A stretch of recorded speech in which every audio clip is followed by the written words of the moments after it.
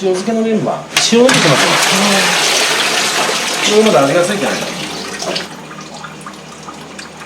あ、1日分ですか、それは。1日分、これも軽く出ちゃいますね。メンマ系のメニューこれ出るじゃん。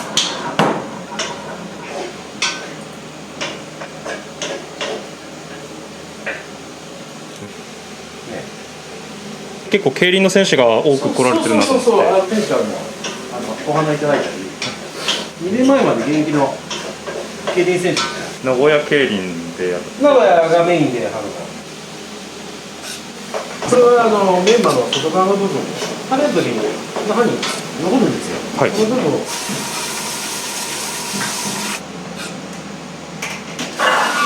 もしいただいた方が、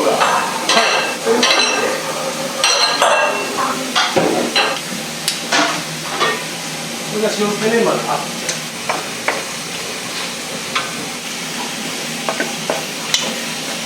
これは秘密の秘密。あ、そうなんですね。秘密の。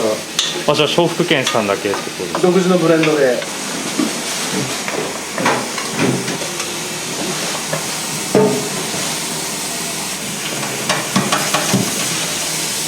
もともとなんか店主と客の関係です。その後師匠と弟子の関係を結ぶことになるんですけどね。山本さんからお願いをされた感じですか。20年間通ってたんですよ。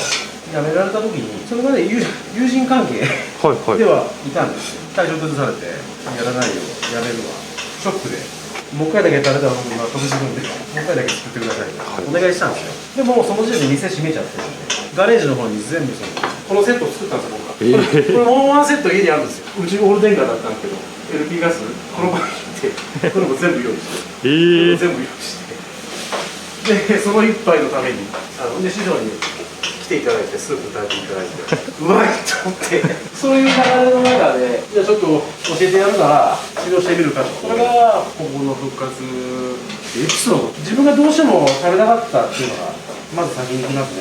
2年前まで現役の競輪選手を続けながら修行というような形になったんですけど、最初の3年近くはもう教わった通りに炊くんですけどやっぱりダメなんですよ。こんなスープじゃお客さんからお題いただけないよと。3年経った過ぎあたりから、まあ大丈夫だとお客さんに言われて、じゃあ店探しなさい。場所はどこがいいですか。どこでもいい。駅が近いだとか駐車場どこでもいい。田んぼの真ん中でもいい。言ってやると。すげえなと思って。全松浦さんがおっしゃってた。そうです。かっこいいっすね。かっこいいですよだから。今ってどのぐらいお客さん来られるんですか。70人ぐらいかな。一番来られたのはどのぐらいなんですか。100超えてますよね。土曜日がそう。ああ、19時まで。そうなんですけど。はい。投資なんで。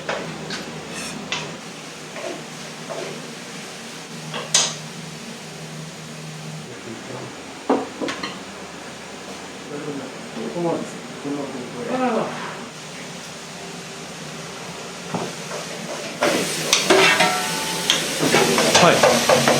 すごいいい匂いしますね。もういいですか。複数のこの醤油を証券独自のこのブレンドでやってます。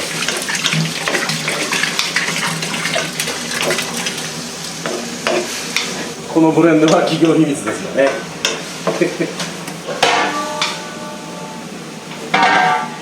バカになります。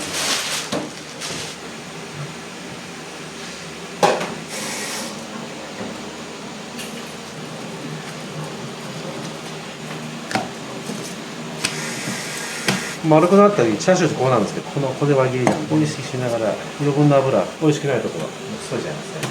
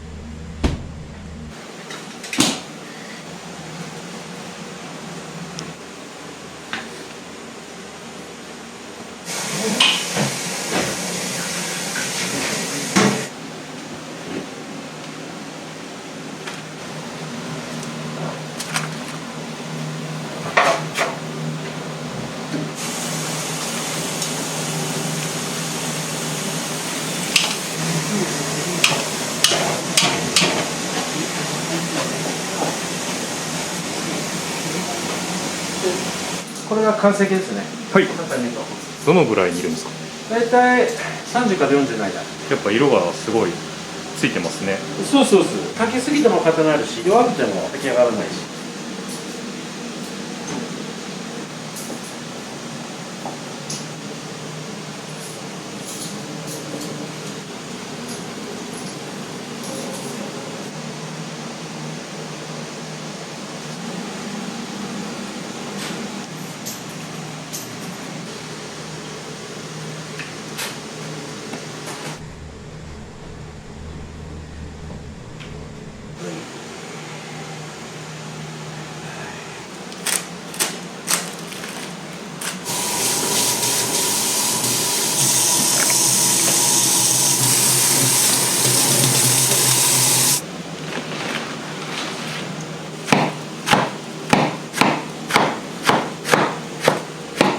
笑福軒さんのこだわりっていうとあれなんですけど、何でしょう、他と違うところとか。もう笑福軒に来なければ飲めないスープ。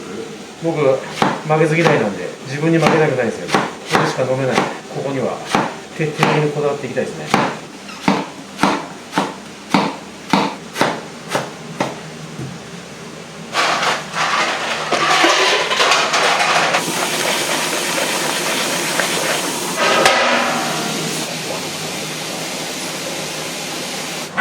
大体気合が日によるんですけど6時間前後。返しは何か数種類の醤油でブレンドね、証券のブレンドで日誌送電なんで師匠から教えていただいた。笑福軒さん自体もどこかで修行されてから。先代が古来道場の前身、本家の楓明さんの食堂ですね。だからもう直系できてますよね。島田さんも廃業されて、島田さんの製造ラインを桔梗屋さんが受け継いだ形になるんです。もうずっと松浦さんが笑福軒をじゃあやられてたってことですか？営業日が少ないじゃないですか、何か理由があるんですか？これで4日も働いたらいいで3日休んでね。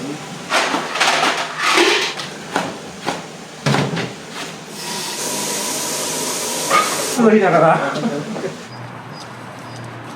45になります。松浦さんが62なんで17違う。お父さんっていう感じではないですね。感覚的に親父と兄貴の真ん中今まで弟子取ったことあるんですか？あ、そうなんですね。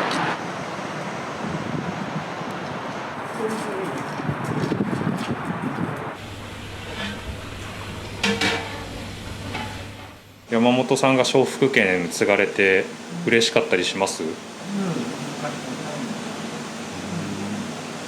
松浦さんは何年ぐらいやってたんですか？15でね、修行一挙高麗家、楓明さん。修行は15から8年修行して、昭和60年じゃね、23の時に出してさ。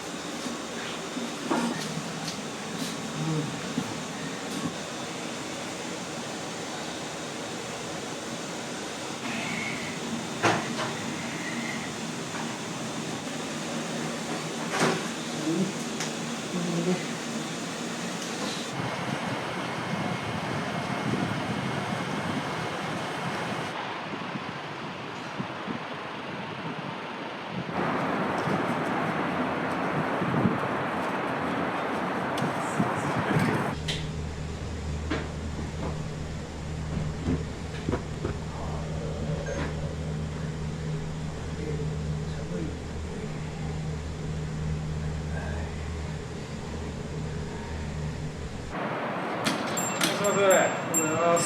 すみません。はい、どうぞ。すみません。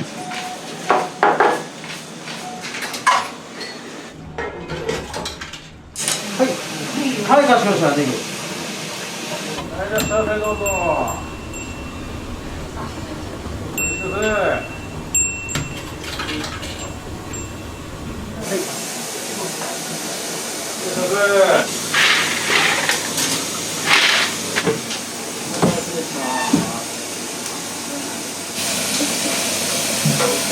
はい、まず小豚骨、いただきます。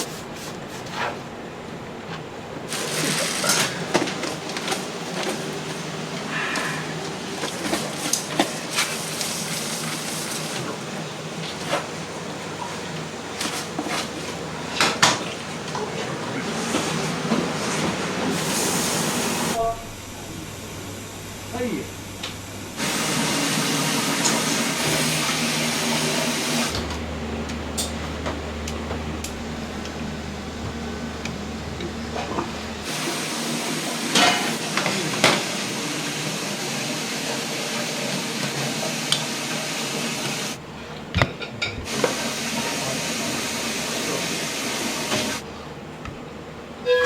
湯加減でいいですか？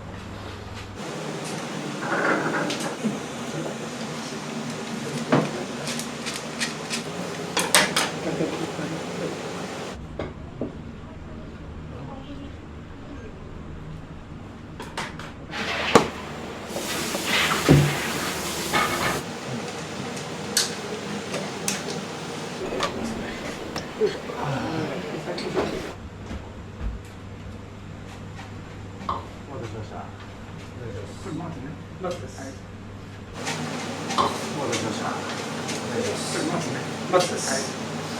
お願いします。お願いします。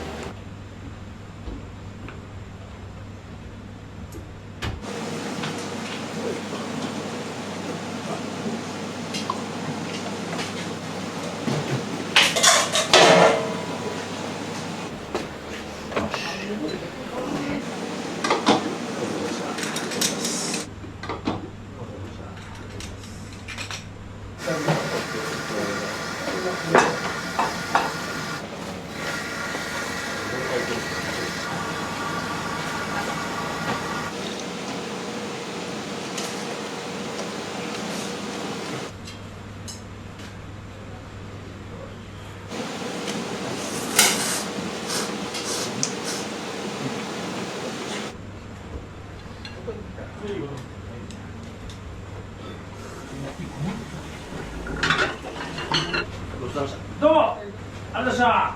またどうぞ。またどうぞ。どうもありがとうございました。またどうぞ。ありがとうございました。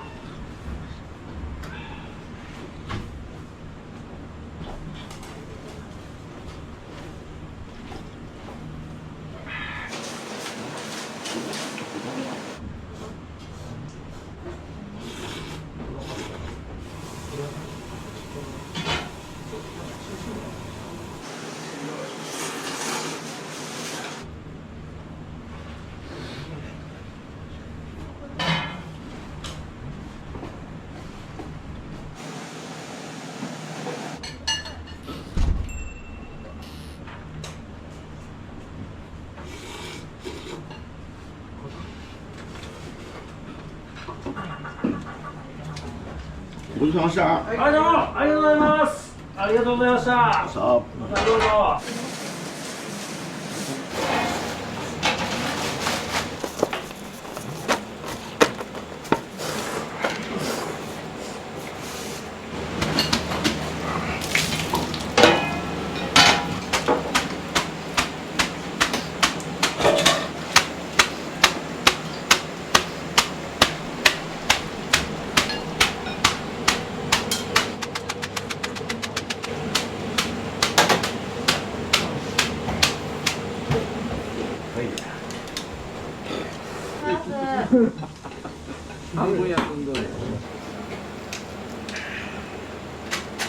ありがとうございます。ありがとうございました。またどうぞ。はい、ありがとうございました。お待たせしました。お待たせしました。お願いします。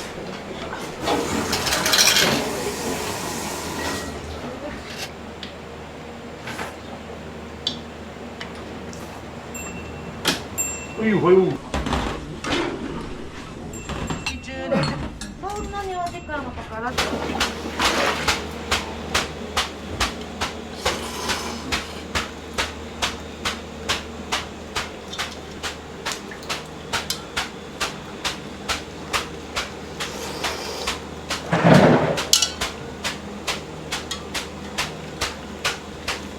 一番。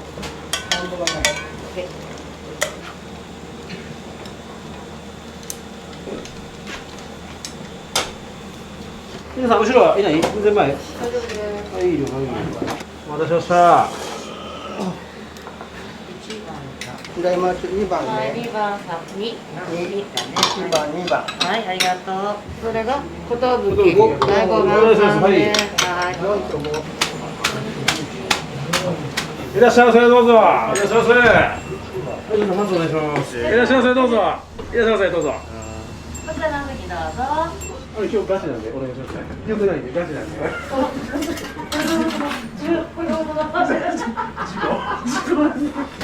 持って帰る専用の水筒だ。わかる？これ。毎回そのようにされてるんですか？そうだね。スープが残るわけよ。うちの兄貴よく来られるんですか？これ見ればわかるな。これ見れば。専用のボトルがあるんだよ。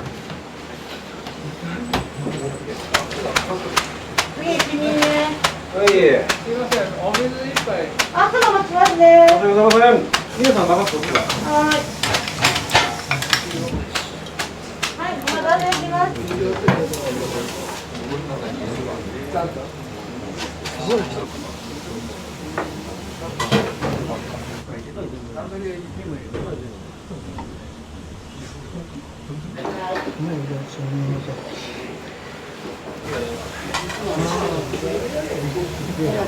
こんだけお待たせしました。だったらな。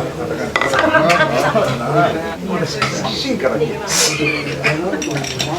出前持ってこうかな。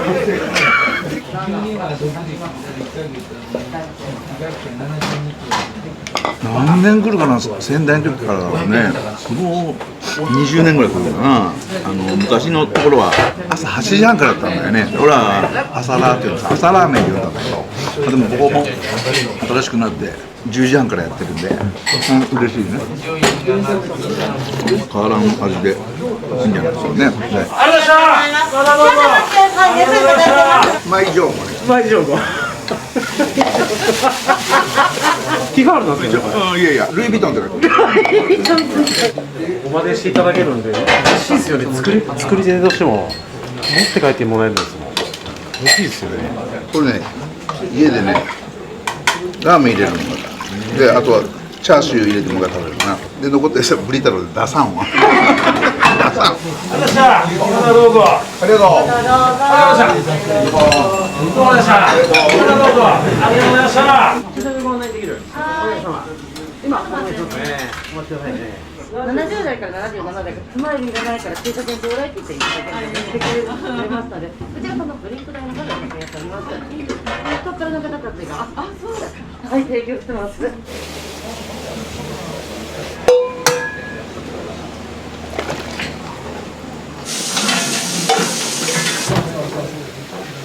らっしゃいませ、どうぞいらっしゃいませ。お待ちないのでご了承ください。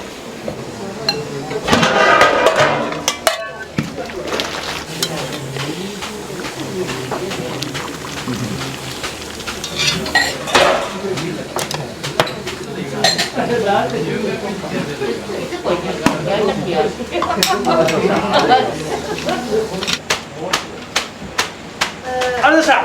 またどうぞ。ありがとうございました。どうもありがとうございました。またどうぞ。どうもありがとうございました。産地食いスタイルいいですね。ごまつ。はい、ごまつ。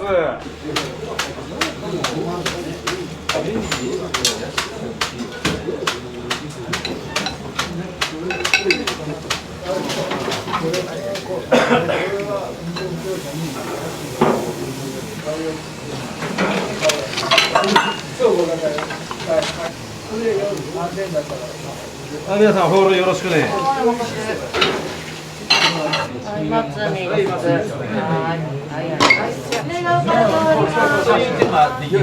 たせしました。どうぞ。お待たせしました。はい、通ります。失礼します。小浜中華街。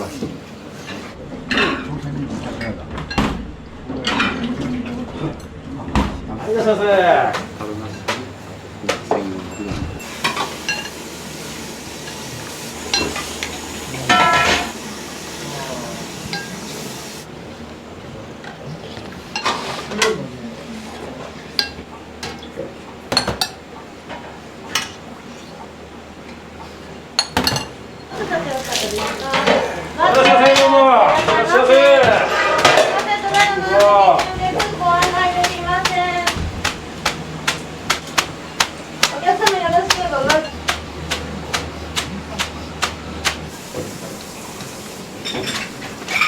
まず鈴木ね。はい。すみません。あ、いい。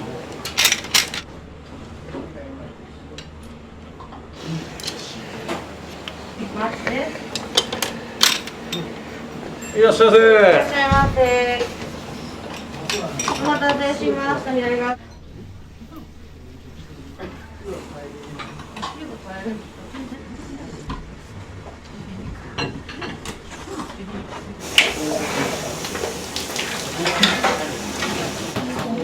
あ、どうぞこちらになります。ありがとうございました。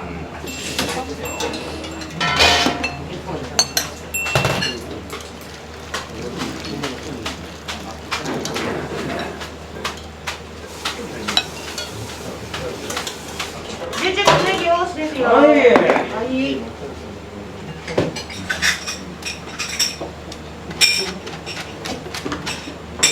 お待たせしました。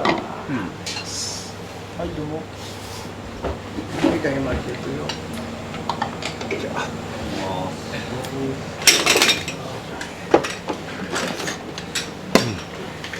お待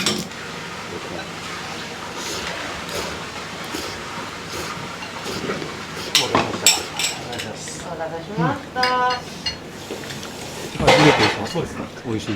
東京から来て出張で、はい、ありがとうございました。初めてですね。さっぱりしてて好きです。ありがとうございます。大丈夫ですか？あ、大丈夫です。はい。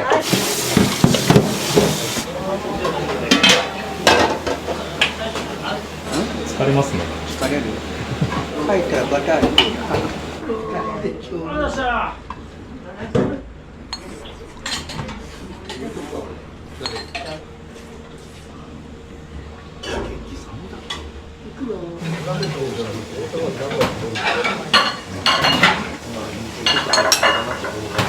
大丈夫？お仕事だからね。いや、渡してください。渡してください。大丈夫です。太っ腹なんで。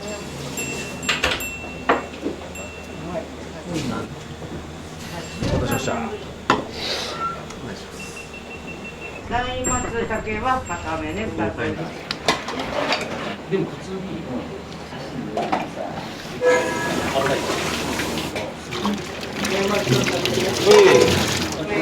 ネギは使わないでね。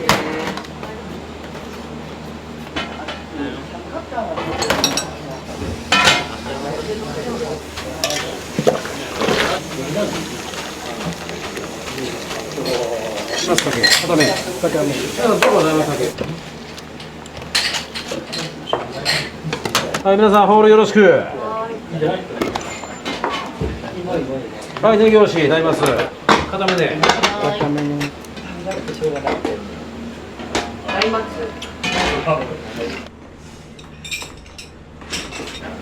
はい、竹ネギ押し。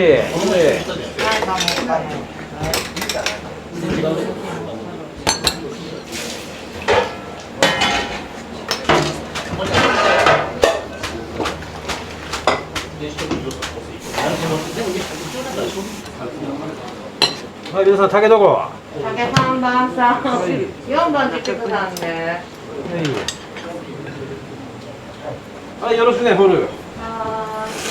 竹。竹3番さん。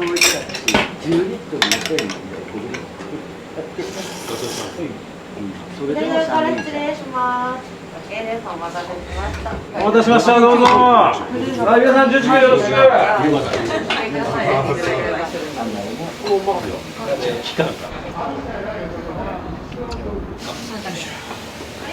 います。竹大10大10。そうです。はい。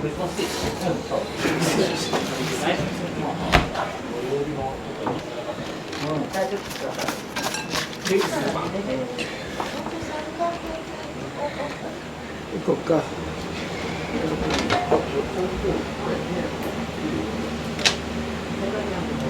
じゃあどうぞ。ありがとうございました。どうぞ。いらっしゃいませ。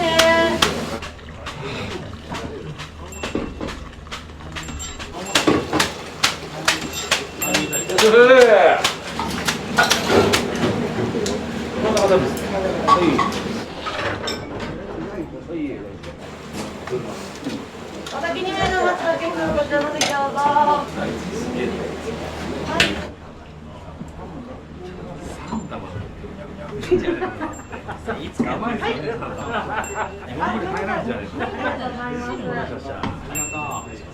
ごめんなさい、あれが分かる。とか思って。ちょっと待って。ネギ押しです。ありがとうございます。い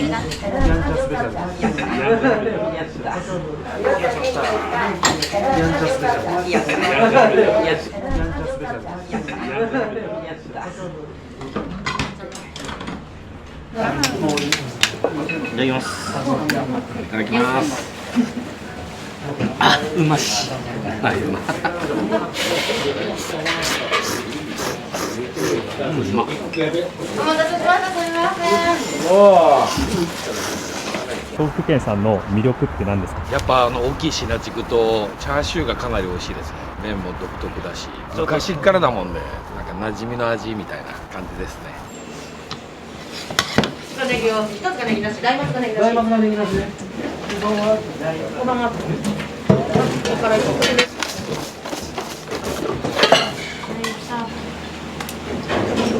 はい。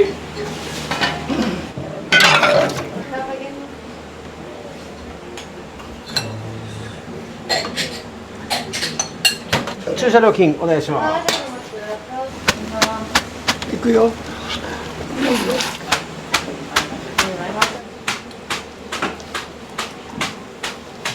2名の松のお客様、大変お待たせしました。チケットの2名の方でよかったです。あ、全然お願いします。荷物ネギなし。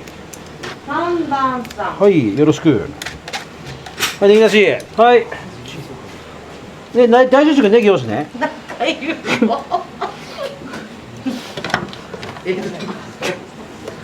はい、行くぜ。どこ。4番さん。はい、4番さん。はい、お願いします。ネギ押しね。はい。あ。はい。はい、切りで。はい、切り。はいはい、これで OK。はいはい。お待たせしました。どうぞ。はい。大松5番ね。どうでした。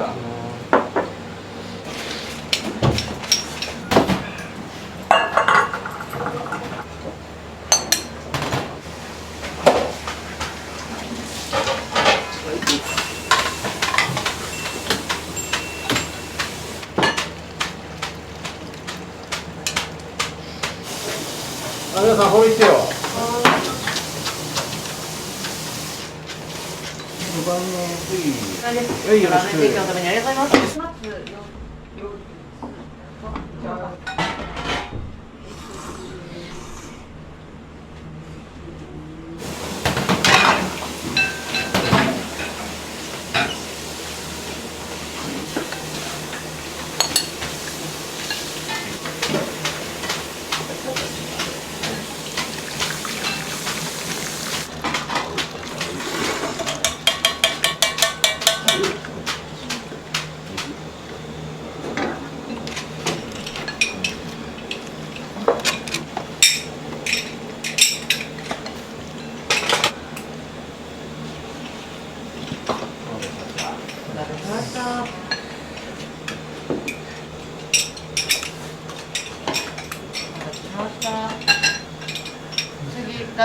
どうもありがとうございました。またどうぞ。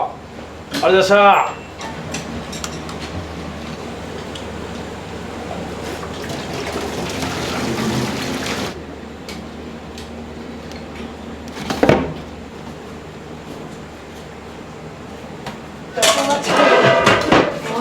そうなっちゃうんですよね。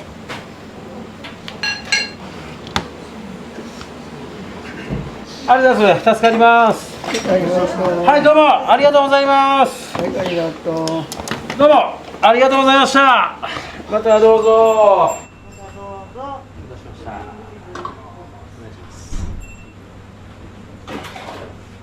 皆さん、ご自宅の今日はどうぞ。またどありがとううぞ。ございました。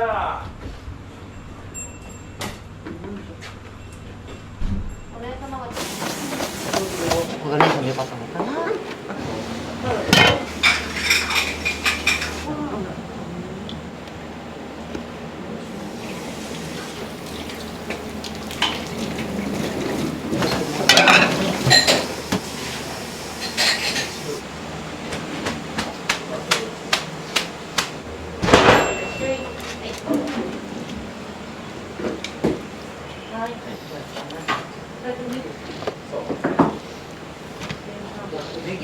お待たせしました。どうぞ。100円でいこうかな。お待たせしました。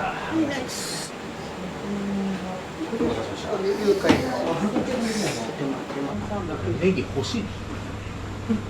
証券さんが閉まったの。僕はもうそれを食べに来るために退院して杖ともう装具で行ったら、あれ証券なくなっとって、である時新平君は競輪つながりでそれで知ってオープンしてで来たら大将がいた。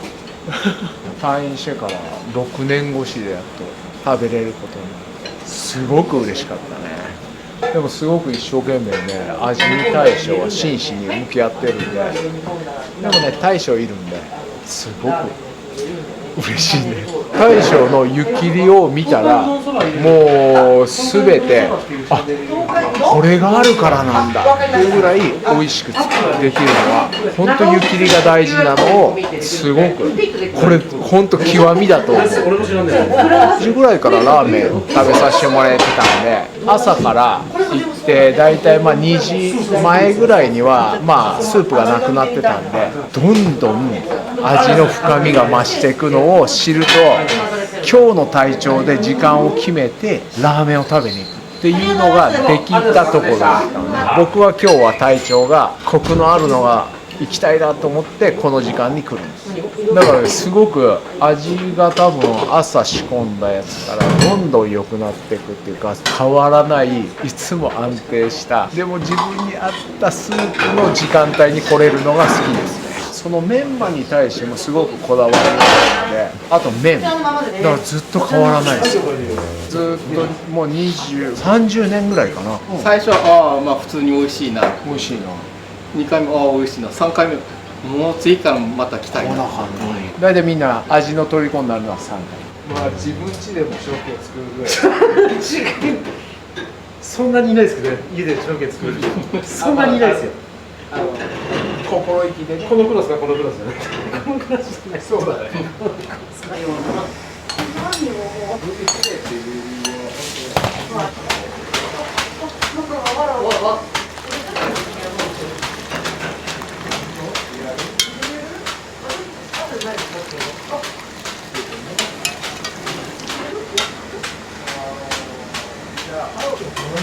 お待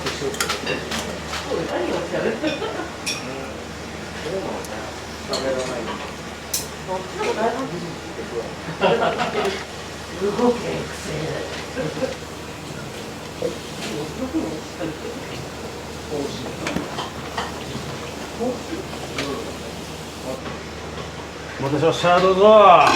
酒で酒とますかね。お願いします。お願いします。いただきます。ま今日はまはい。お願いします。まずはねスープをね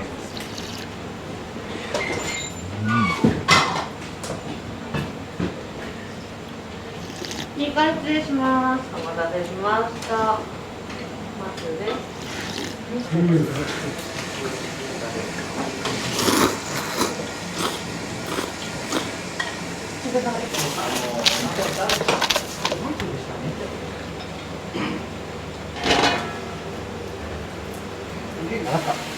正規。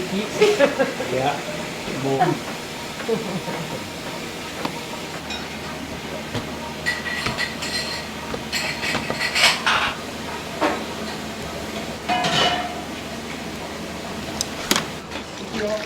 い。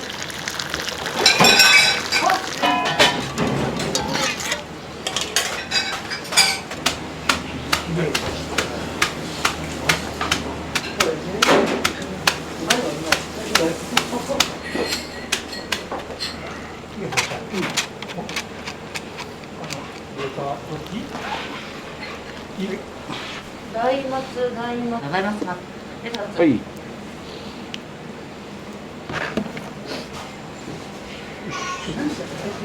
ああ、もうそうなんだ。これもう処理の場所が3つしたから。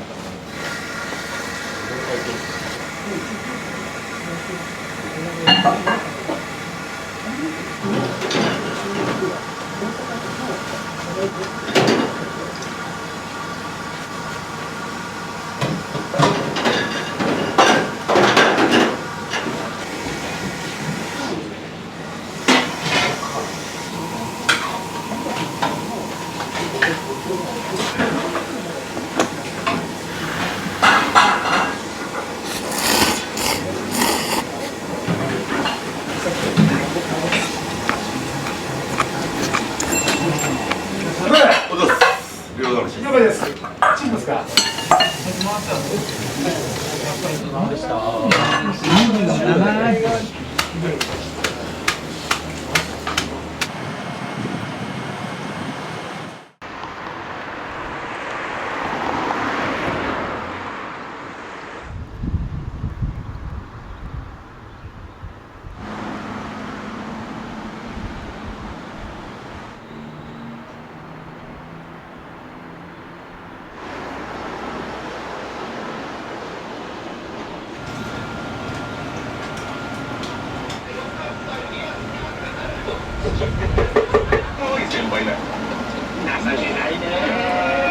2種類の味噌をブレンドをしておりまして、赤の系統の味噌とそれと田舎の合わせのような味噌2種類をブレンドして、さらにちょっと一工夫して、その麹が味噌を濃厚にさせてくれるので、それをさらに足していきます。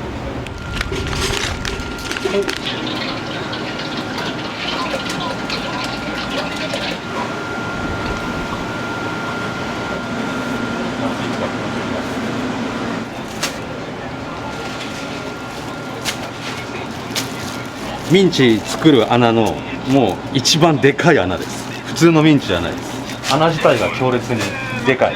12ミリっていう、だからミンチ一つがでかいです。普通のハンバーグに練り込むミンチよりはやっぱ粗いので、味噌となんか面白いマッチングするんじゃないかな。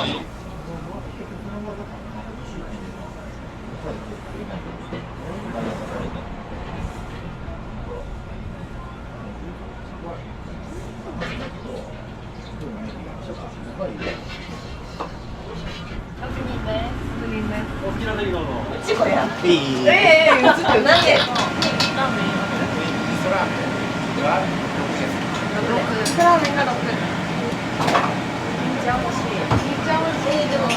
んちゃんが3。はい。大辛がじゃあ2。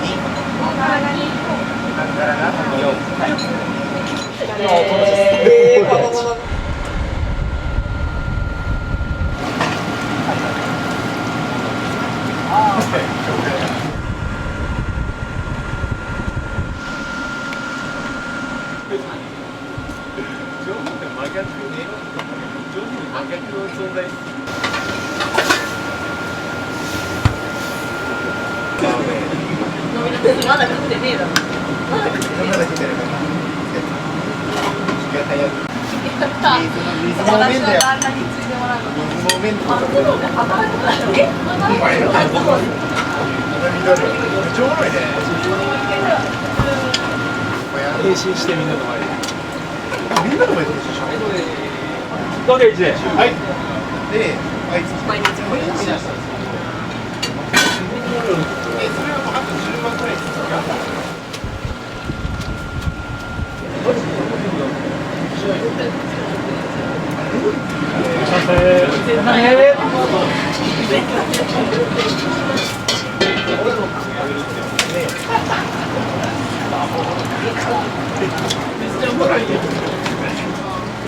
見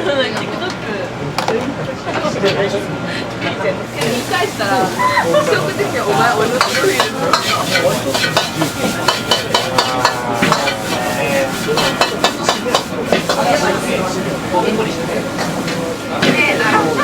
それやな。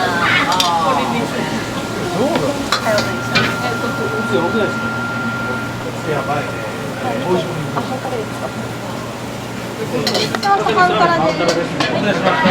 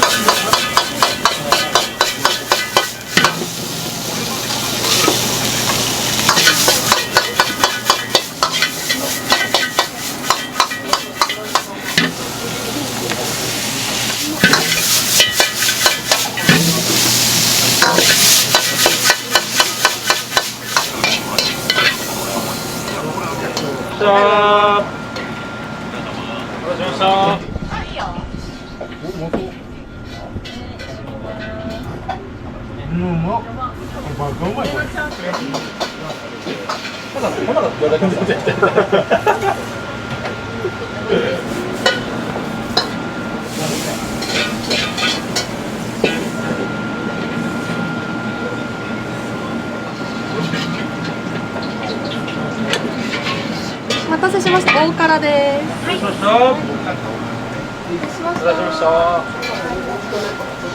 半辛味噌ラーメン。お待たせしました。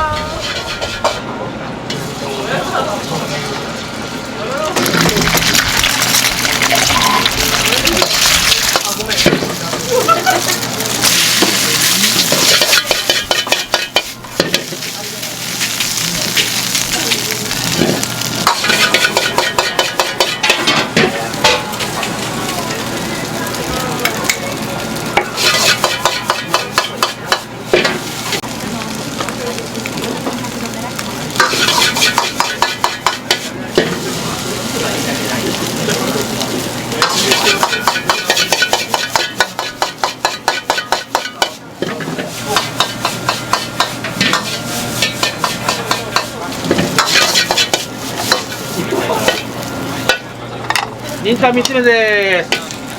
はい、お待たせしました。そ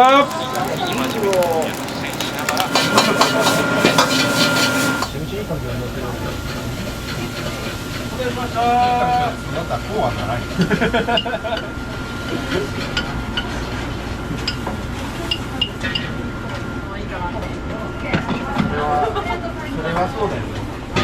マジでもらった。お疲れ様でした。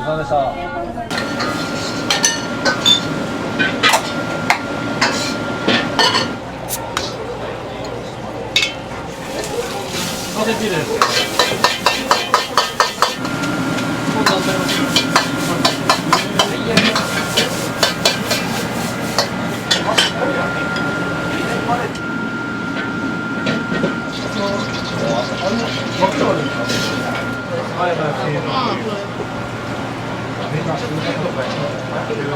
丸ごとね。丸ごとに。そしたらバレーは。でもさ、絶対さ、ブーツよりも小さい。VAR 見たから。筋肉に。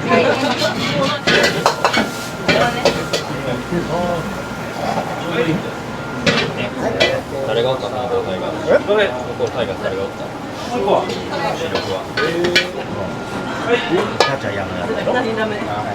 お待たせしました。大盛りにんにくトッピングで。お味噌ラーメンです。味噌ラーメンですね。お待たせしました。お待たせしました。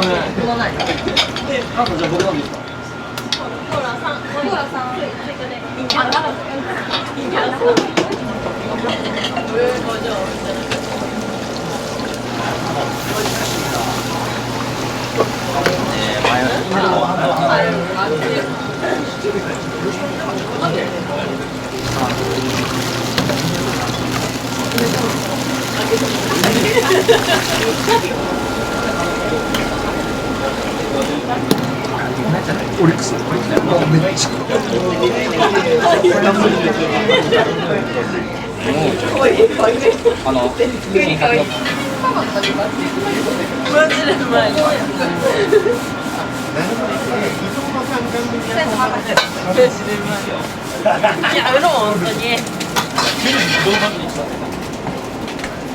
お待たせしました。大盛りの味噌ラーメンです。普通盛りです。味噌ラーメンです。お待たせしました。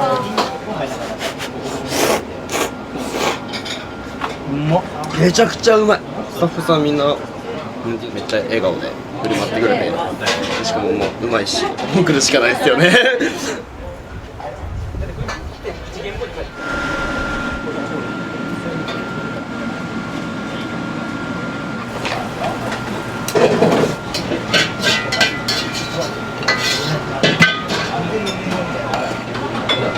お待たせしました。ニンニクマトントッピングです。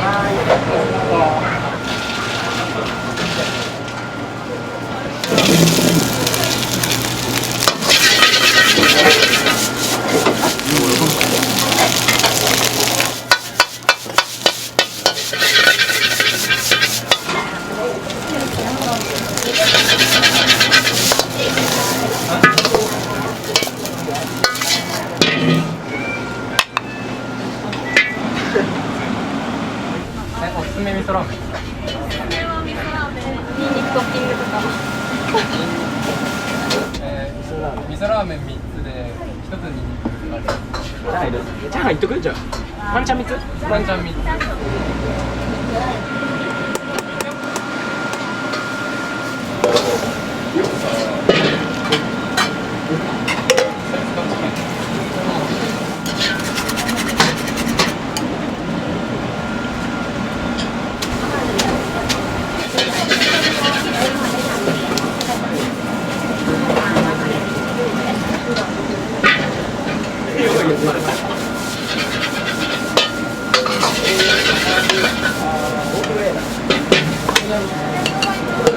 ありがとうございます。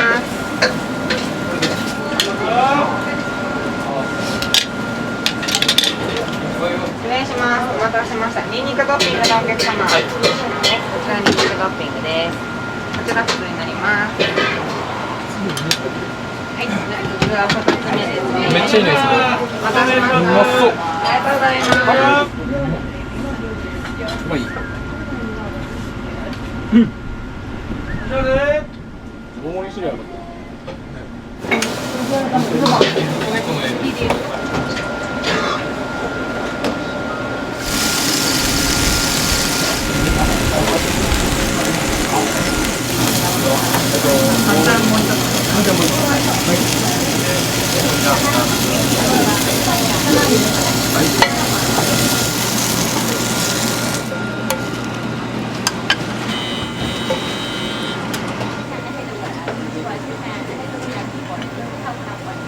お待たせしました。餃子です。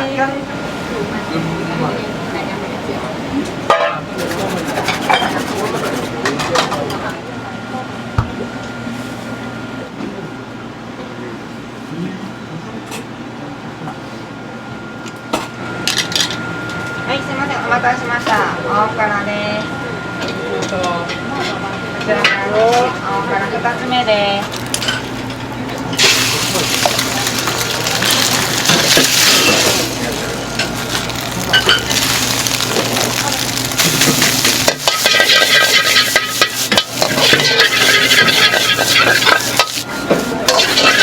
開いた時に卵入れます。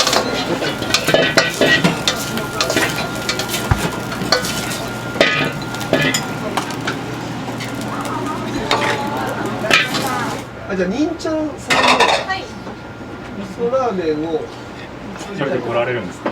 笠松とあと柳津にも行きました。お願いします。ここだと、まあ、味噌が美味しくて、笠松だと、にんにく醤油のお肉がすごいたっぷり乗ったラーメンがすごくて、あとチャーハンがすごい美味しいんですよ。私すごいチャーハンが好きで毎回頼みます。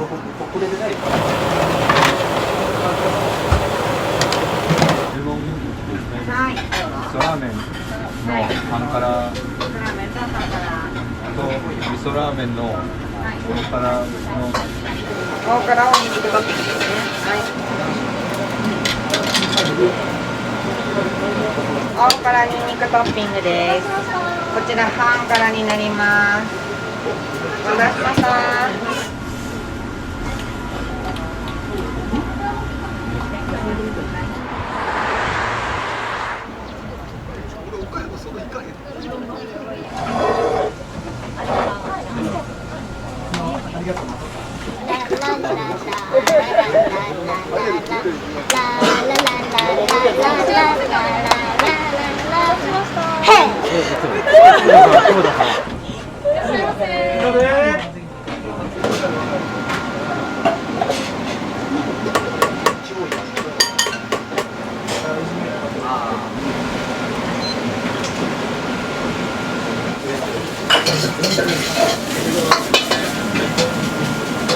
うまい。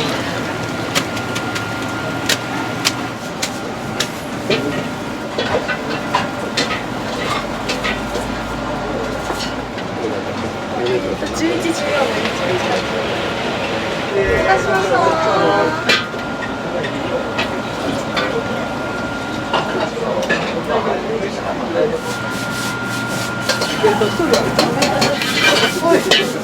ありがとうございました。ありがとうございます。お待たせしました。大盛りにんにく味噌ラーメンです。お待たせしました。僕です。はい。それじゃあ。お待たせしました。こちらも辛さ普通の方のにんにくトッピングです。お待たせしました。じゃあにんちゃんです。お兄ちゃん、はい。チャーハン。これ誰？お前の？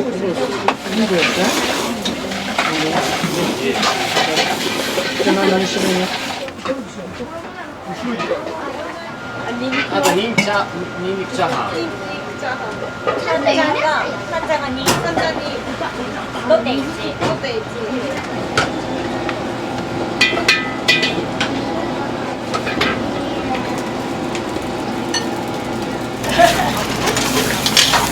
何と？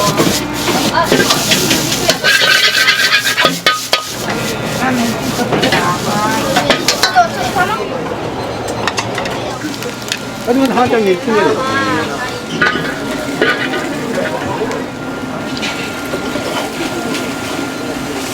お待たせしました。土手です。お待たせしました。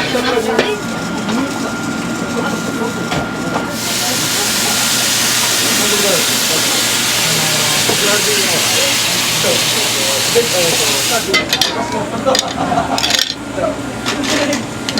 いかな。お待たせしました。今リーベンプレートですごいそうっすね。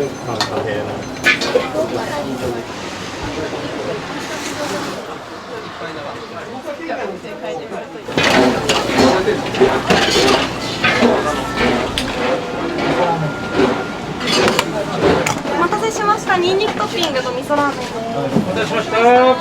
以上でおつまみですか？以上伝票です。こんな感じでしたね。4名様ですか？いらっしゃいませ。卵はもう赤玉にこだわってます。卵黄がすごくオレンジ色で綺麗なんです。焼き豚のタレの味を入れたいので水分拭き取ってから入れます。そしたら濃厚な味玉になります。今つけたものは明日の午前中とか明日の日中から夜にかけて使うもの。深めの味玉っていうのはもう味玉の中でも一番美味しい、一番おすすめしたい。これ乳化させます。油と味噌を入れて味噌マジで嬉しいよ。これラーメンやば。ラーメンですね。これでしっかり混ざってる。2種類の味噌と酒と麹、酒のうまみが味噌の中に入っているので、やっぱり味噌って麹が入れば入るほど濃厚になる。東海エリアなのでこういったちょっと濃い色が好きな方多いので、ちょっとそっち寄りの色に。このつぶつぶしてるのは麹です。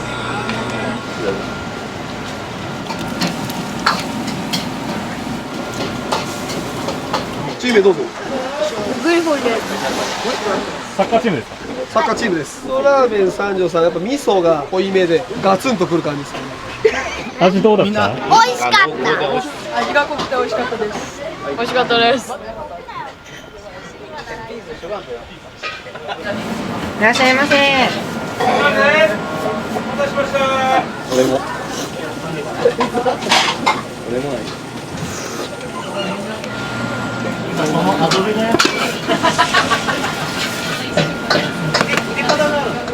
はい、お待たせしました。こちらから失礼します。まずニンニクトッピングです。こちらが普通になります。これが普通2つ目です。お待たせしました。あれ普通やね。これも普通だった。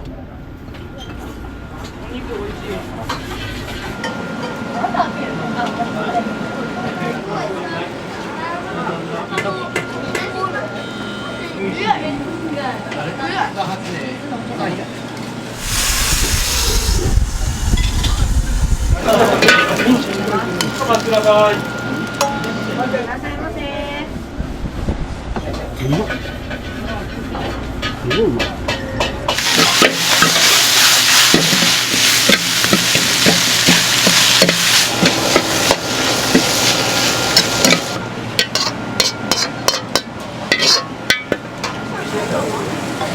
ナンバーがホワイトボードになってる。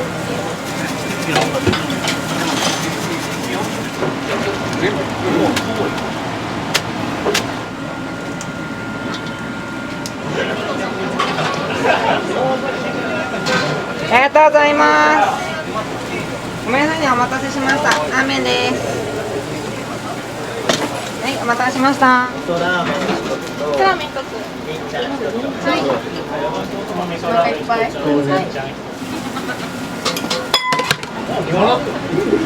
さんと伊藤さんまた違うからな。あれ。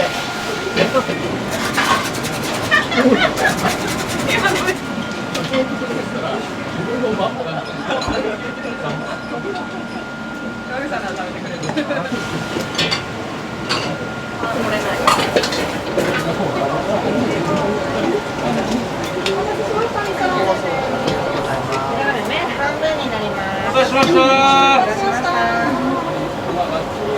ビールです。筋トレ大好きなマッチョ。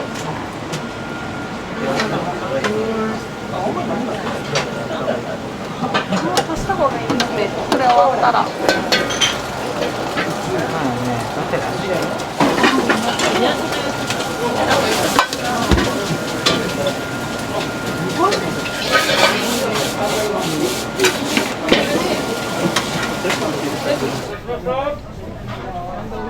怖そうな。こ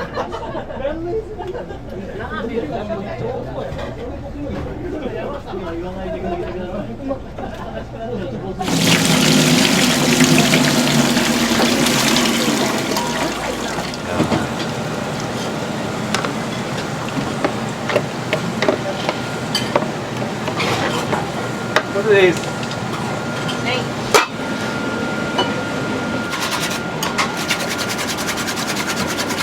ご注文お決まりですか？はい、お伺いします。ありがとうございます。ありがとうございます。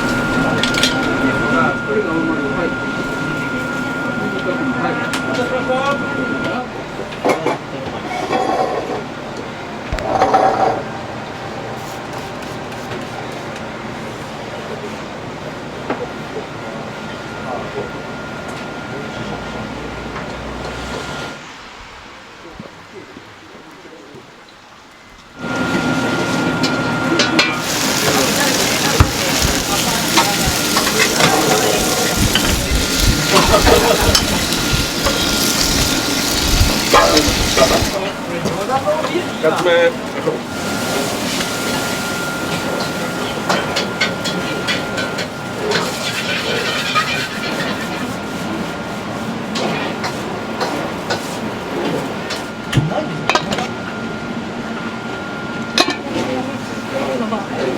バタートッピングを2つです。こちら置きますね。すいません、お待たせいたしました。は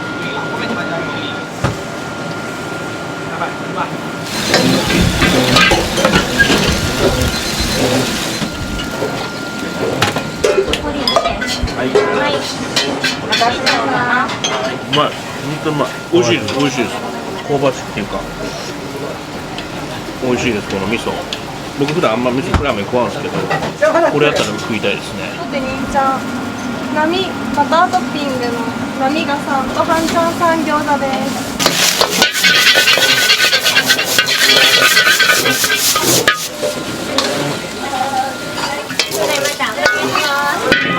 ありがとうございました。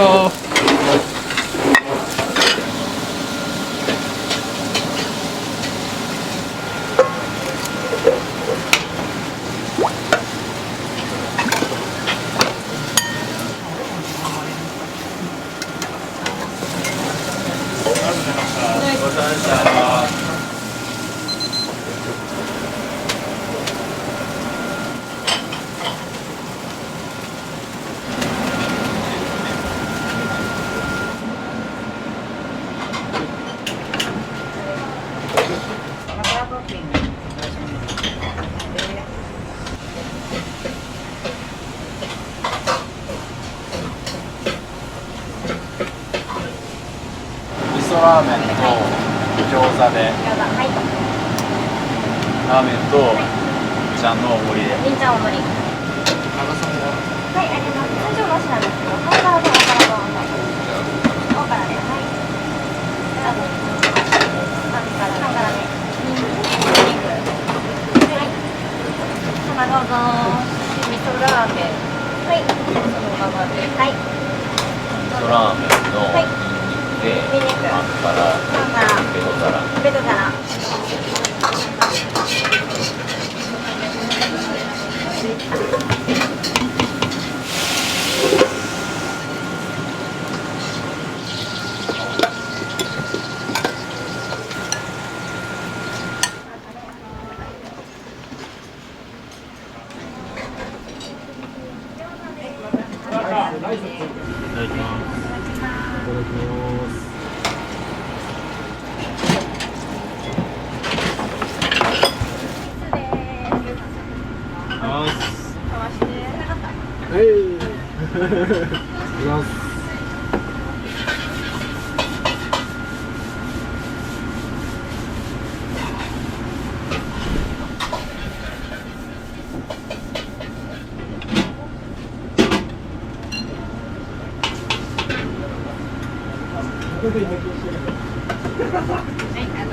ごちそうさまです。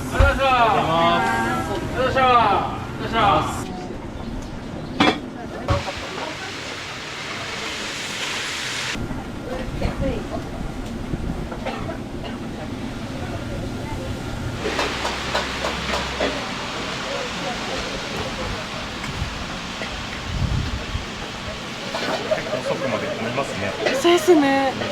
久しぶりに私も入って。あ、そうなんですか。もう全然バタバタ。いらっしゃいませ。こちら2つお席お願いします。いらっしゃいませ。お決まりですか。はい、お願いします。味噌ラーメン1つのニンニクトッピング1つ。はい。金ちゃん2つ。ペト皿1つ。はい、お待ちください。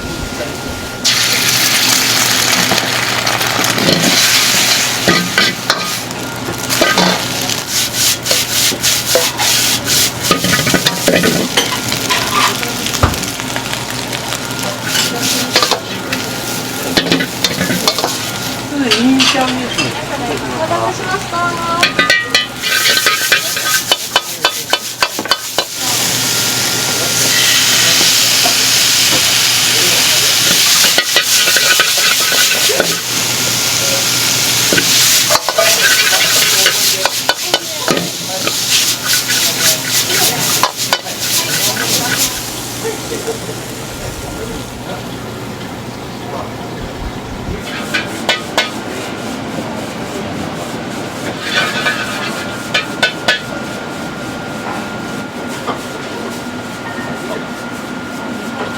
お疲れ様です。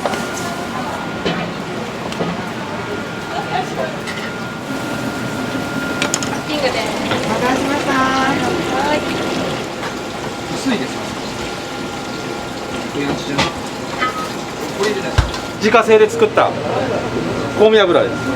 この味噌の油なんですけど、それを別で作ってます。動物系の油じゃないので、さっぱりとした油だからさっぱり飲めるっていう。初めて来ました。味噌ラーメンいろんなところで食べてますけど、ここの独特な味がして初めて食べた。大盛り1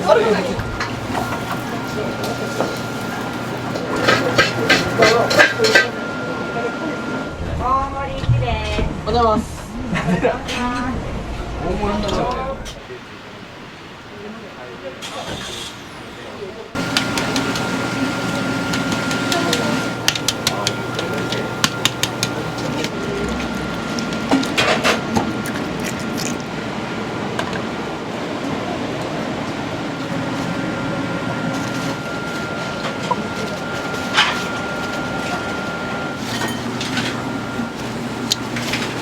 今年で2年目になります。気をつけてることとかあるんですか？まあ、基本的っていうか当たり前のことを一回一回しっかり丁寧に出るようにっていうのは気をつけてることではありますね。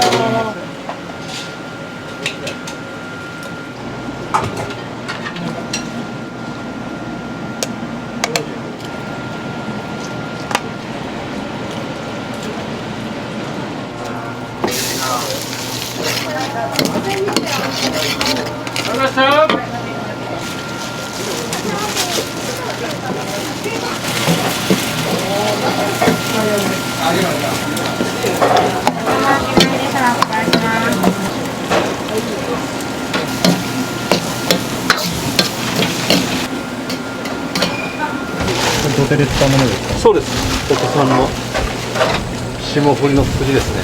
これを豪快にやってから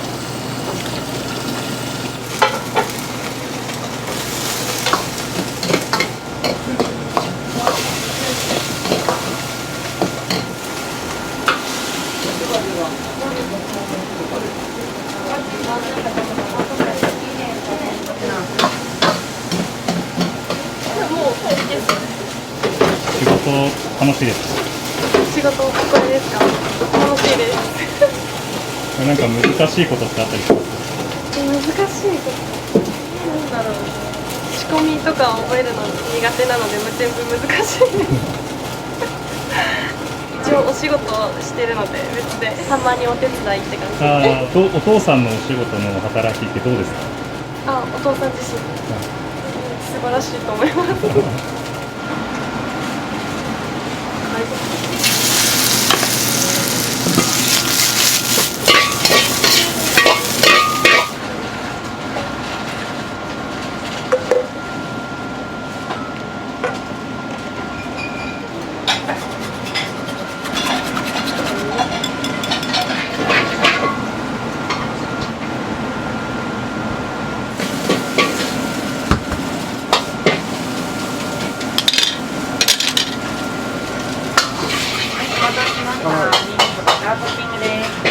大盛りです。ありがとうございます。バタートッピングです。ありがとうございます。お待たせしました。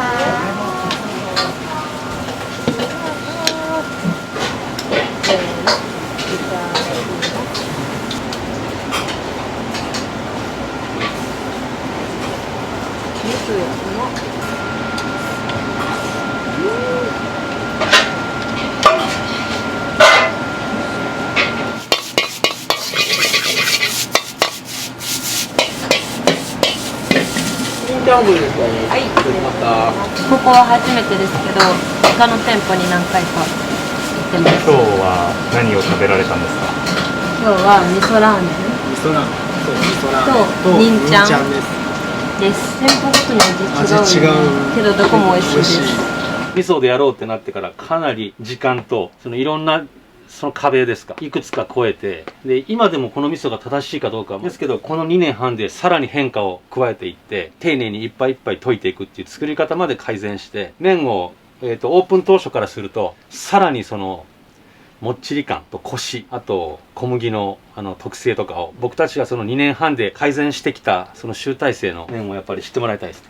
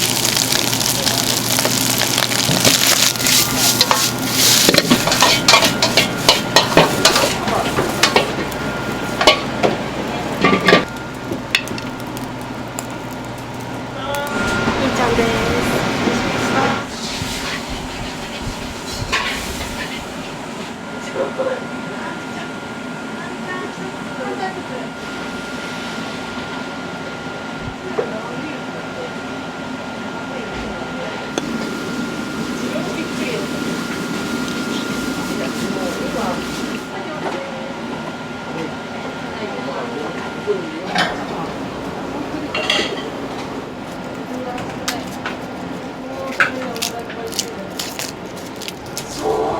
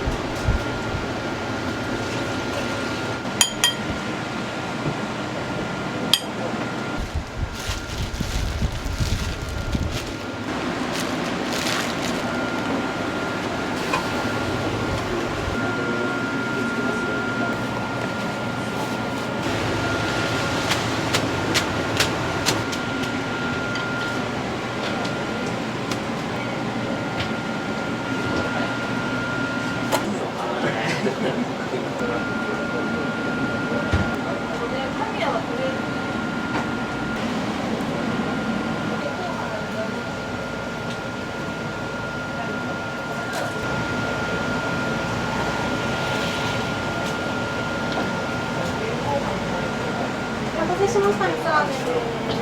お待たせしました。味噌ラーメンです。お待たせしました。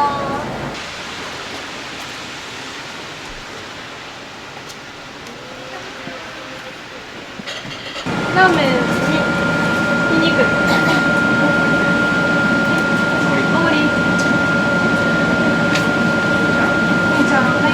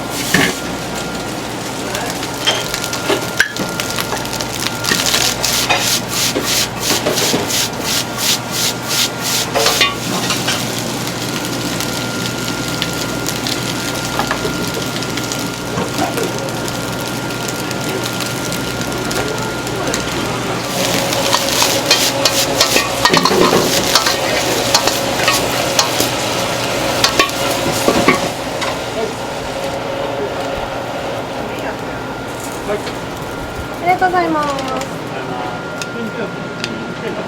待たせしました、兄ちゃんです。以上のそれですか。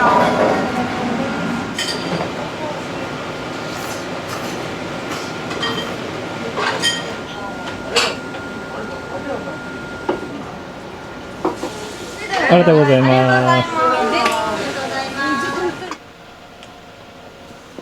明日は全然別のとこで。明日はもうオフですね。あ、そうですか。じゃあゆっくり休んでください。ゆっくり休んでください。ありがとうございます。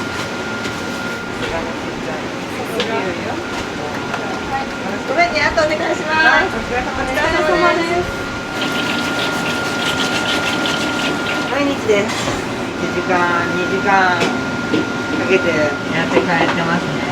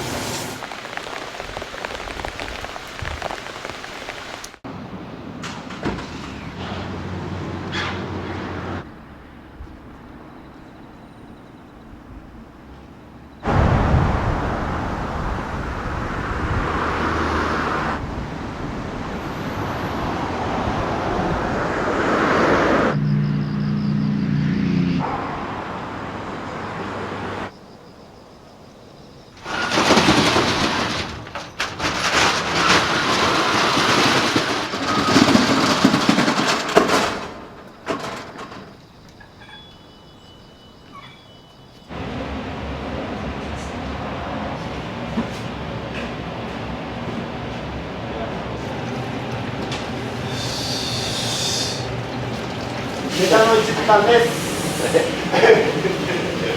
週末が2時までの営業なんで。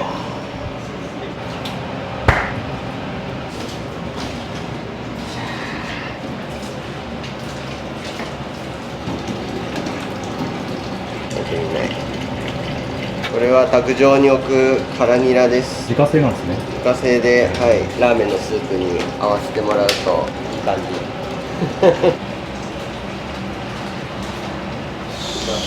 他にもいくつかラーメン屋さんされてるんですよね。名古屋を中心になんですけど、麺屋さくらとか山椒、名古屋市内中心に海外も含め20店舗ぐらいの今会社になります。お二人は長く勤められてたんですか？僕は創業から2009年からの16年ですね、今。彼は今、何年ぐらい ?3 年目です。そんなにしか経ってないんだ。一応うちの会社が6ブランドあるんですけど、荒畑のブランドはここ最近の1年ちょっと前のオープンで、立ち上げをこうメインで任せてるっていう。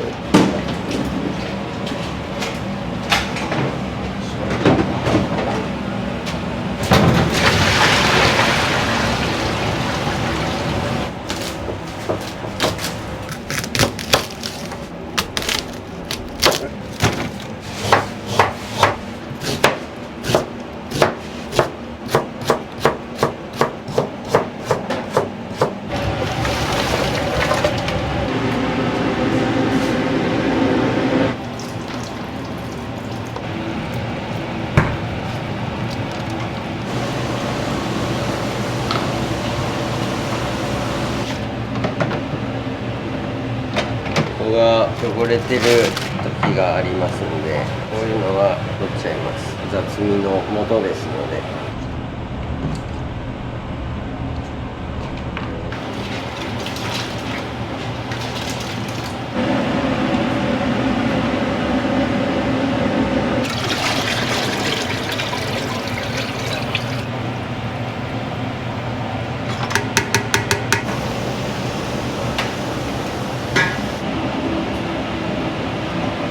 メンマは細いっすね。そうなんです。ほのかメンマっていうちょっと特殊なメンマで、先メンマっていうこう一本のこうグニグニって長いメンマは一般的にラーメン屋でよく使われるんですけど、それのさらに先っちょの部分を特別に加工したメンマで、先メンマの変化系。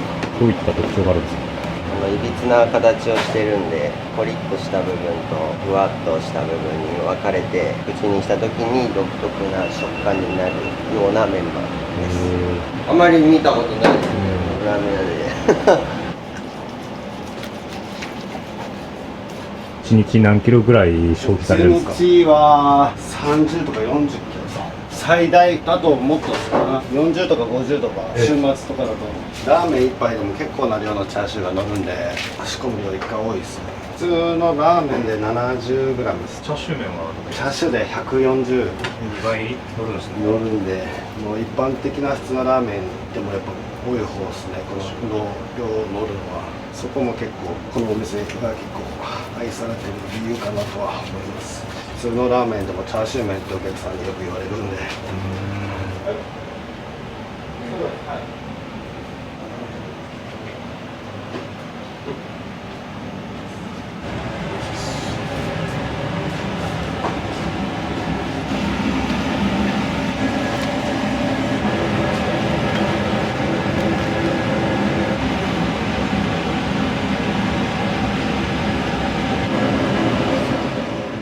1時間半後にはもう止めちゃって。そうです。もうこれは完成ですね。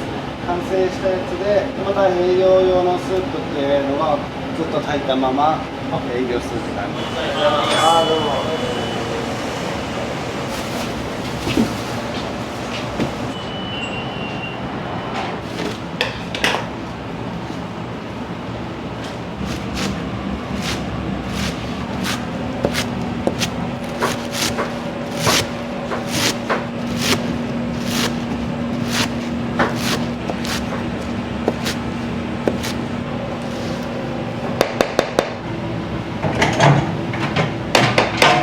結構な量使いますね。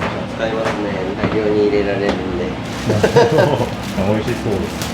美味しいですけど辛いです。これもう無料トッピングですもんね。無料トッピングです。厨房に立ち続けることなんで。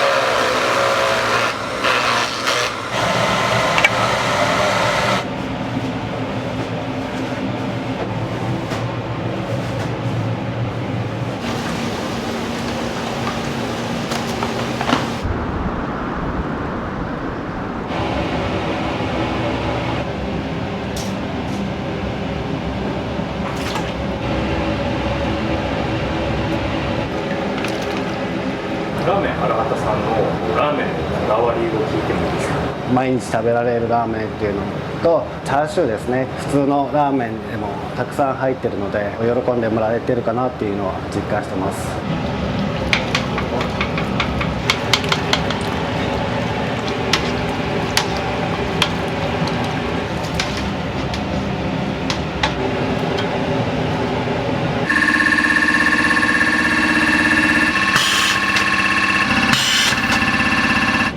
伝えて出来上がった1号機です。各店舗にあるんですか？各店舗にあります。その都度少しずつちょっと改良を入れながら使いやすいように。特徴としては何があるんですか？毛でこう潰していびつな麺を作ったりとかするんですけど、手でもむような麺をこれが作れるっていうことですね。割とその機械って業界初的な。業界初です。変わるんですね。耳が変わるんで。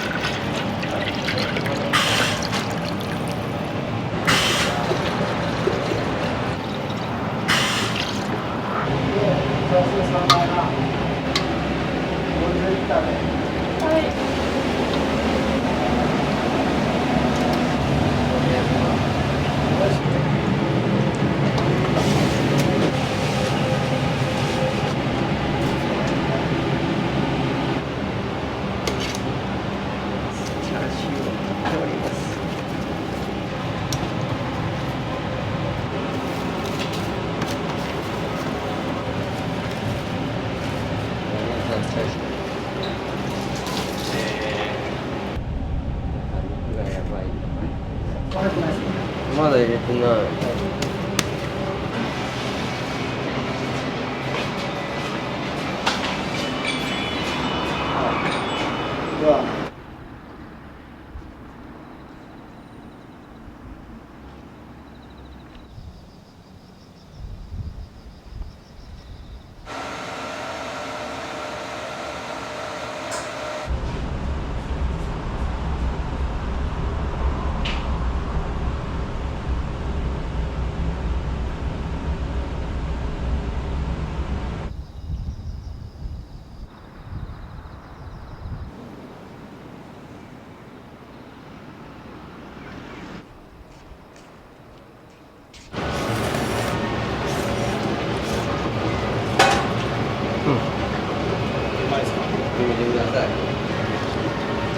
もうちょっと柔らかくていいですか。3分で50です。3分50です。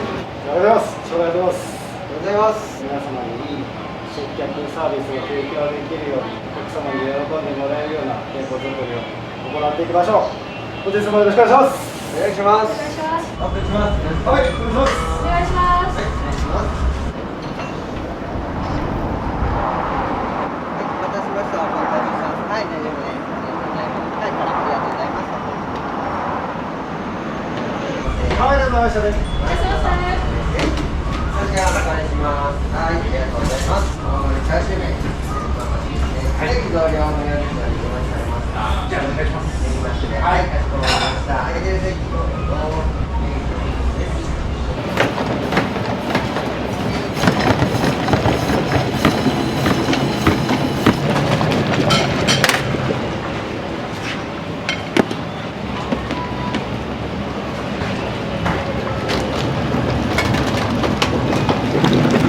す。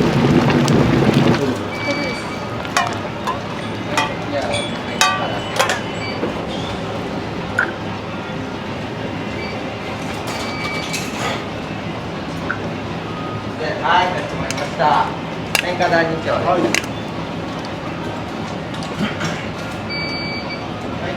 い、ありがとうござい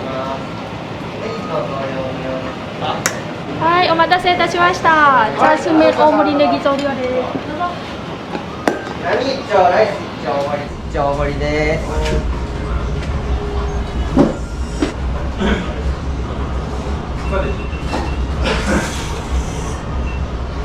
そろそろだよ。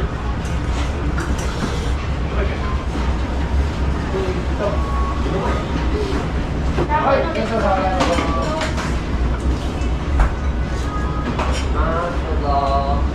ました。お待たせいたしました。はい、お願いします。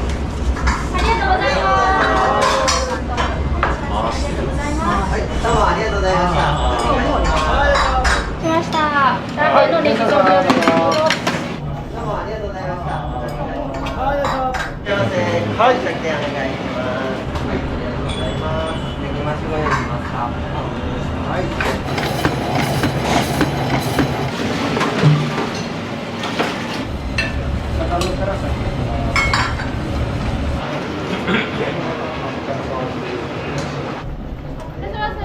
はいですね。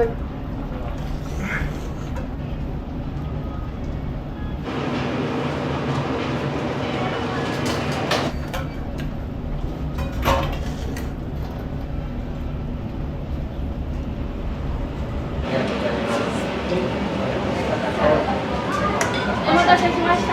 チャーシュー麺ですね。はい、お疲れ様です。相方です。チャーナミ盛りの相方です。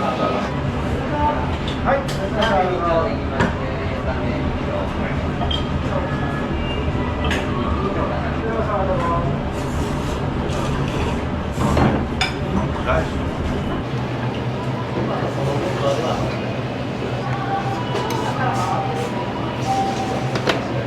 こちら大盛りですね。一口になります。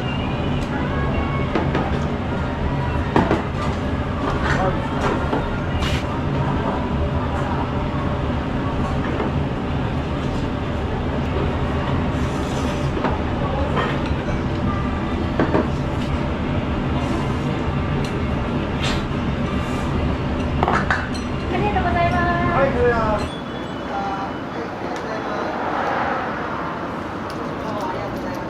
手扱いします。麺固めにして。麺固め。はい、私も。はい、ネギの増量無料です。はい、これが私はネギ増し。あ、じゃあ増しでいい。ネギ増しで。はい。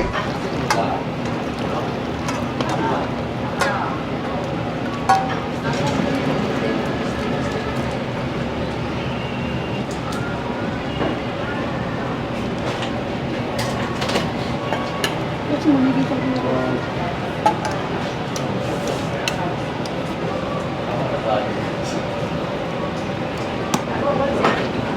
失礼します。ラーメンネギ。はい、お願いしました。麺固めで。ラーメンネギの麺固めです。でも普通なの。これチャーシュー、これでもいい。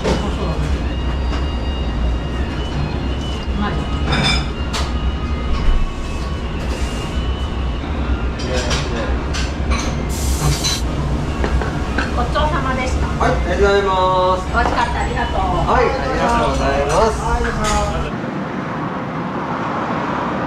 っしゃいませ。どうぞ。はい、いらっしゃいませ。どうぞ。はい。です。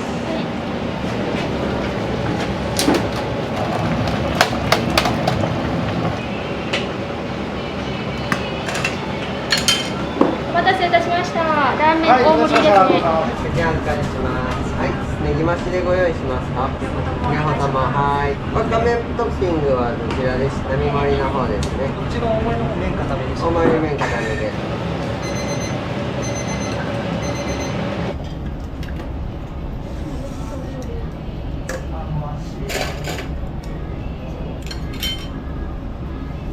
並盛りのわかめトッピングです。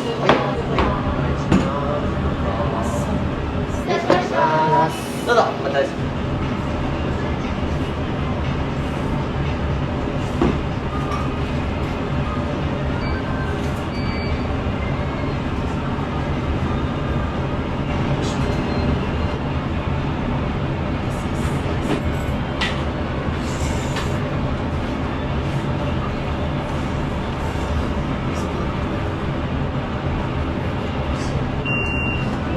した。チャーシュー麺ネギと。ありがとうございました。はい、それ。どうぞ。はい、出券からお願いします。ラーメンネギ巻きとビールです。ビール先にお出ししました。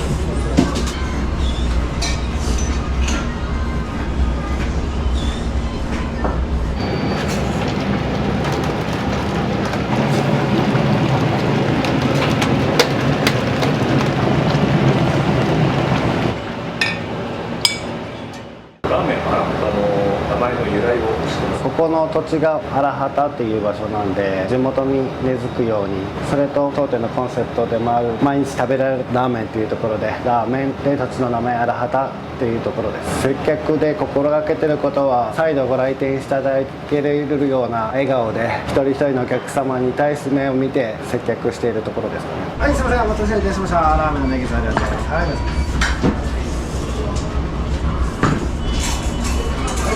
い、きれいだ。はい。チャーシュー麺ラーメン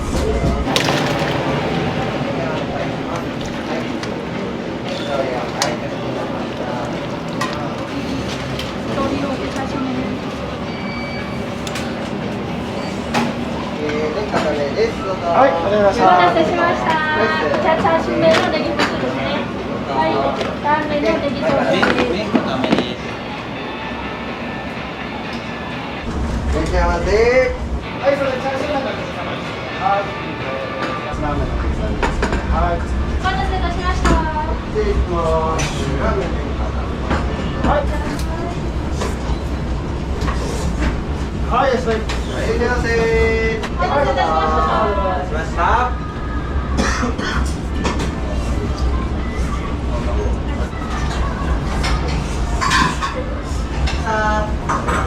どうもありがとうございます。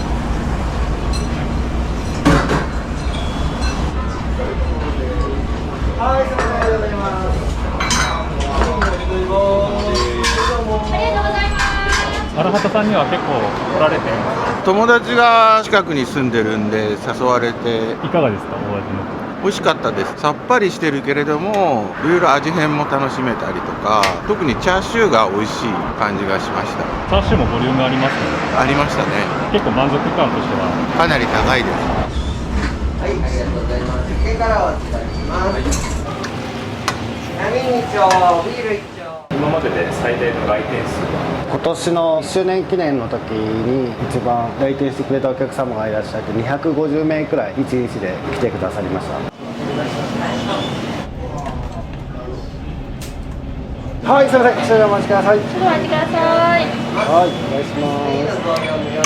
はい、それ。はい、すみません、大変お待たせいたしました。みんなでどうネギ多めでどうぞ。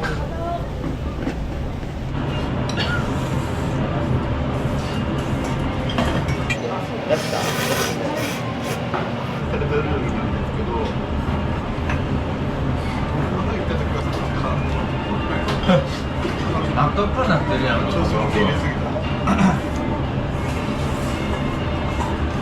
ました。ラーメン大盛りですね。ありがとうございます。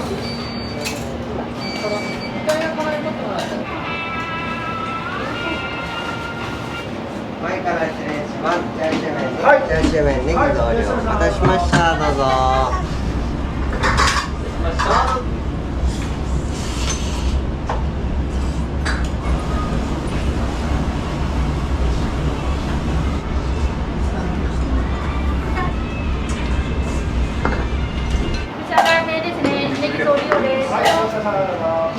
いたします。ネギの増量とライスを盛りできます。お願いします。はい。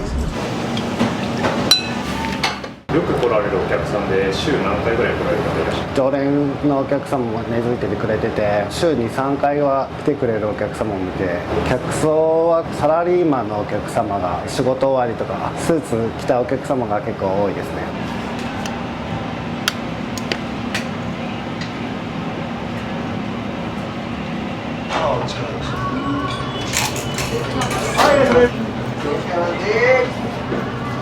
お待たせいたしました。チャーシュー麺ネギ増量ですね。あとライスこちらに。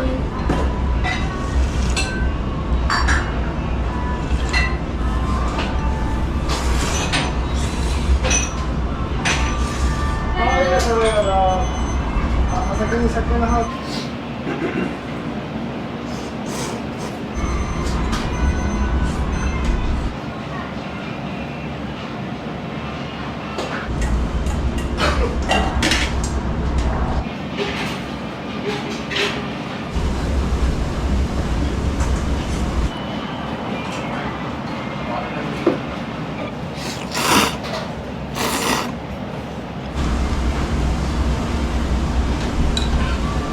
家が近くて店で来てちょっと気になってで美味しかったんで2回目です。あ、そうなんですよ。味の特徴とかって他の店舗と比べてどうですか？あっさりしてるけど結構コクもあってしっかりしてるっていうようなイメージ。1回目食べた時にスープ美味しいなと思って。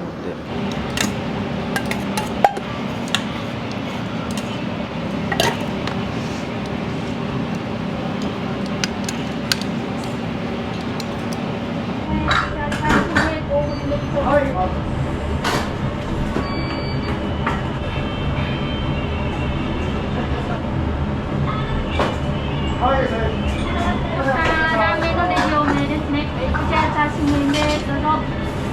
ラーメン荒畑さんにはよく来られるんですか？オープンの時とかはもうほぼ週1とか週2ぐらい来てて、最近はまあ月1に多いと3ぐらい、ほぼ週1ぐらいで来てますね。よく来られる理由とかってございますか？味ですかね。食べてて飽きない味。さっぱりした醤油なんですけど、旨味がガツンとくるような感じで、麺も多分すごいこだわりの麺だと思うんですけど、他のラーメン屋さんで食べれないような麺、小麦の味もすごい風味とかも感じますし、平打ちでわしわしとした感じの麺がすごいスープとあって、自分は好みだなって感じでよく来てますね。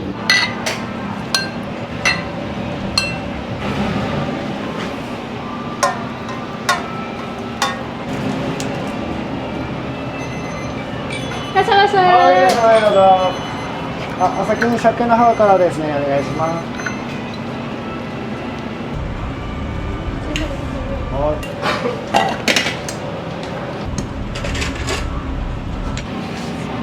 はい、すみません、お待たせいたしました。はい、チャーシュー麺でございます。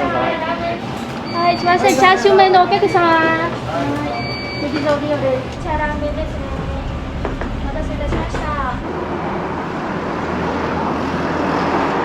この店の前を通るときにいつも懐かしい匂いがしていつか入りたいなと思ってて、で今日初めて入らさせていただいて想像以上に美味しかったです。懐かしさと新しさとさっぱりでもあり、でもしっかり味があってやっぱり麺がすごい平たい感じでもそうだし、もっちり感というか非常にスープと絡んで美味しかったです。また来たいと思います。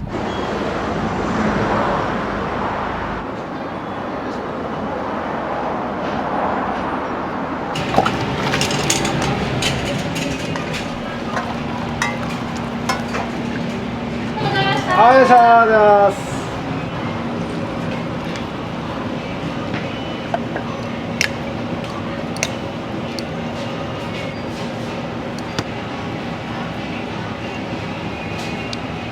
お待たせいたしました。チャーシュー麺のネギトリオですね。ライス大盛りです。どうぞ。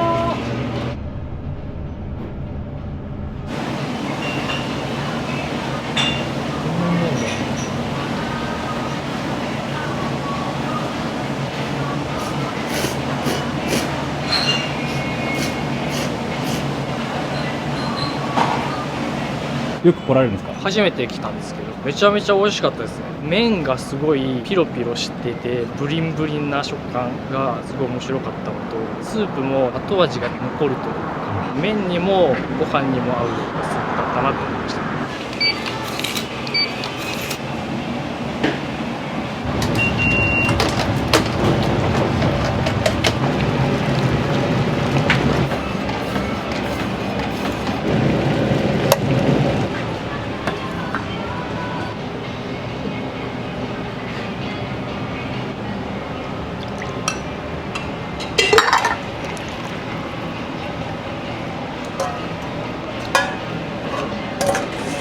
当店はやっぱ麺が特徴がありますので、ここら辺ではあまりない中華そば、そこがお客様に受け入れられている部分かなとは思ってます。店舗展開をこれからどんどんやっていこうと思ってるんで、その店舗でも皆さんに愛されるお店を作り上げていきたいなと思ってます。チャーシュー麺のネギゾーリオプライスです。どうぞ。